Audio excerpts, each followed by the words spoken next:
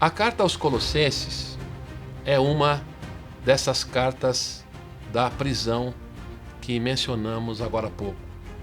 Esta carta aos Colossenses é bem peculiar.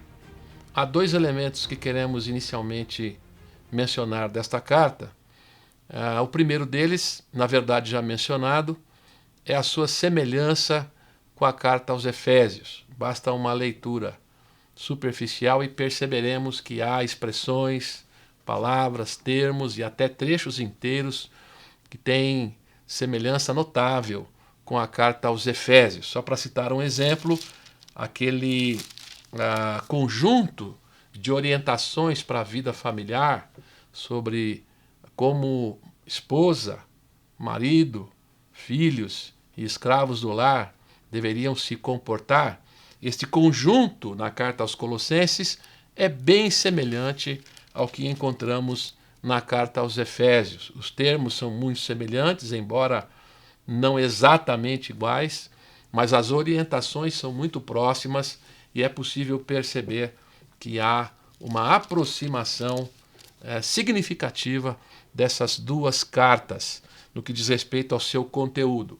Não só esse conjunto, temos apenas um exemplo desse conjunto, mas há diversas outras expressões, palavras e termos, como mencionamos, que serão encontrados também na carta aos Efésios. Por outro lado, esta carta é bem peculiar porque ela trata de um assunto que aparece em outras cartas de Paulo também, mas nesta carta há um destaque especial para isso, porque ela tem um conteúdo bem peculiar. Esta carta nos fala a respeito das influências ou das relações que as igrejas estavam sujeitas a ter com as religiões ao redor do seu espaço, da sua área, da sua cidade. Certamente que diversas pessoas que vinham para essas igrejas eram pessoas oriundas de vários cultos, de várias religiões, judeus também que estavam ali presentes, mas que também conheciam os diversos tipos de propostas religiosas que havia no tempo, naquele tempo. Aliás, havia também uma diversidade judaica significativa, grupos de judeus bem diferentes uns dos outros. Certamente pessoas desses grupos também acabaram ouvindo a mensagem do Evangelho e crendo no Evangelho. É por isso que a carta aos Filipenses também trata da questão das outras religiões, mas da influência que elas acabam tendo dentro das igrejas, ou dos chamados falsos mestres ou falsos ensinos.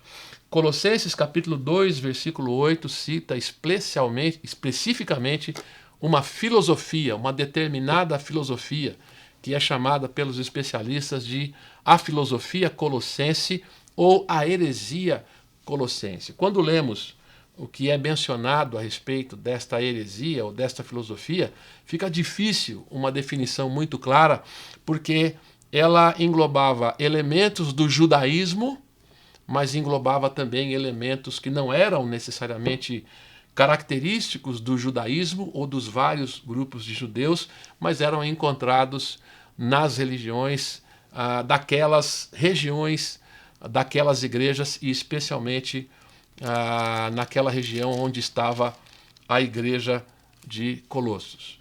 Mas, ao mesmo tempo que esta carta trata deste assunto, e por este motivo, nós acabamos sendo brindados pelo apóstolo Paulo com um texto que nos apresenta Jesus Cristo de um modo muito especial. Certamente que essa filosofia colossense, ou essa heresia colossense, tinha uma maneira diversa, divergente, de entender a pessoa de Jesus, o seu ministério e a sua própria natureza. No capítulo 1 de Colossenses, a partir do verso 13, nós temos alguns elementos bem peculiares nesta carta paulina. Neste texto, Jesus é apresentado como aquele que criou todas as coisas. Uma afirmação que não é encontrada muitas vezes nas cartas de Paulo, mas que está explícita aqui nesse texto, entre outras afirmações a respeito da natureza de Jesus. Ele não só criou todas as coisas, mas ele é antes de todas as coisas. Portanto, aqui, nessa passagem, nós vemos que Jesus, à semelhança do que acontece com o Evangelho de João, em relação a outros evangelhos, Jesus aqui é apresentado como alguém pré-existente. Ele existia antes da criação, ele é antes de todas as coisas, e não só isso, ele é o criador de todas as coisas. Além disso, ele é apresentado como o Redentor, aquele que não só trouxe a redenção, não só morreu pelos nossos pecados, mas ele também ressuscitou, e por essa razão ele é aqui o cabeça, ele é a cabeça do corpo que é a igreja. Então veja que na carta aos Colossenses nós temos uma apresentação da natureza de Jesus de uma forma peculiar em relação a outros textos, mesmo paulinos ou mesmo outros textos do Novo Testamento. Nós temos aqui um conteúdo importante, riquíssimo, a respeito da natureza de Jesus. Quem foi, quem é Jesus de Nazaré, o Jesus que viveu como homem, mas na verdade era pré-existente, ele se encarnou como homem, mas ele já existia antes de ter nascido, é o Criador de todas as coisas, e é esse Jesus que se tornou um ser humano, que trouxe a redenção, que trouxe a salvação e também ressuscitou ao terceiro dia. A carta aos Colossenses nos apresenta Jesus de um modo bem peculiar, porque nós temos aqui uma resposta dada pelo apóstolo diante das influências que a igreja estava recebendo. A Rádio Transmundial é um veículo de comunicação presente em 80% do planeta e que tem como objetivo levar as boas novas do Evangelho aos que não a conhecem, bem como dar crescimento e maturidade cristã àqueles que desejam servir a Deus de forma integral. Mais informações em www.transmundial.org.br. Transmundial, para todo mundo ouvir. A Faculdade Teológica Batista de São Paulo tem a satisfação de receber você para entrar em sintonia com a nossa ministração bíblica, ministerial e abençoadora, que vai fazer diferença em termos de educação teológica para a nossa vida. Fique em sintonia conosco, aprofundando-se na palavra de Deus.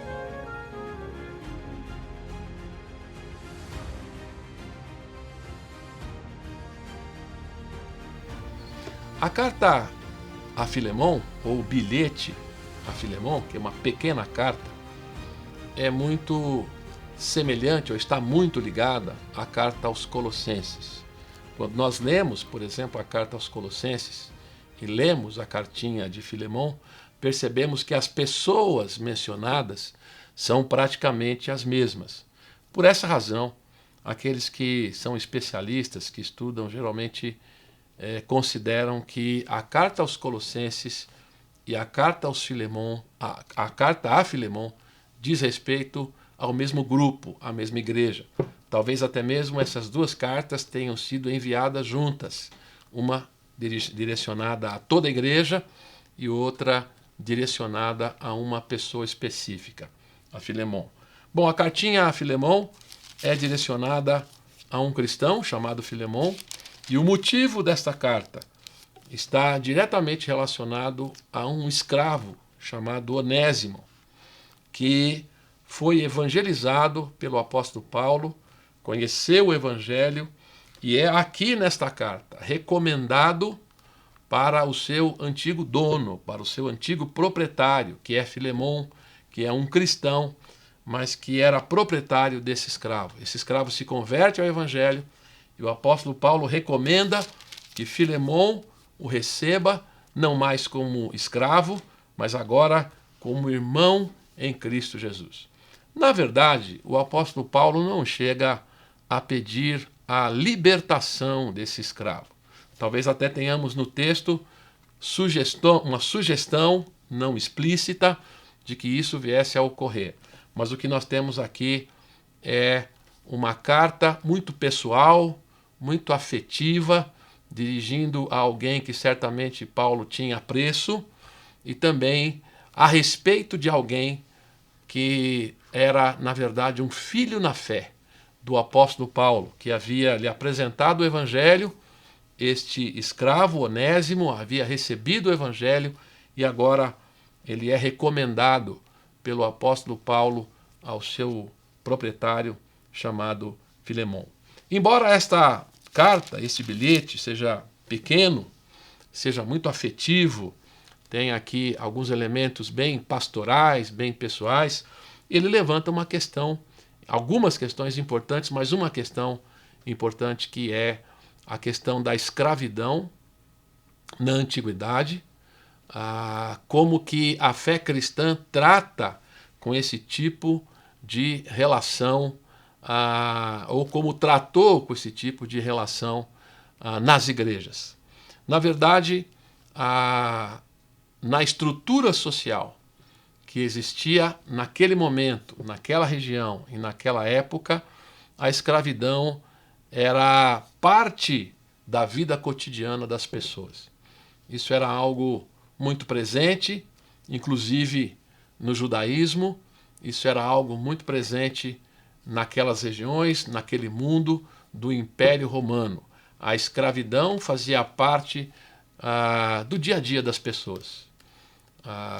Poderíamos até falar dos vários motivos porque a escravidão acontecia. Um deles, por exemplo, certamente estava relacionado aos que perdiam uma batalha, que eram vencidos numa guerra e por essa razão se tornavam escravos.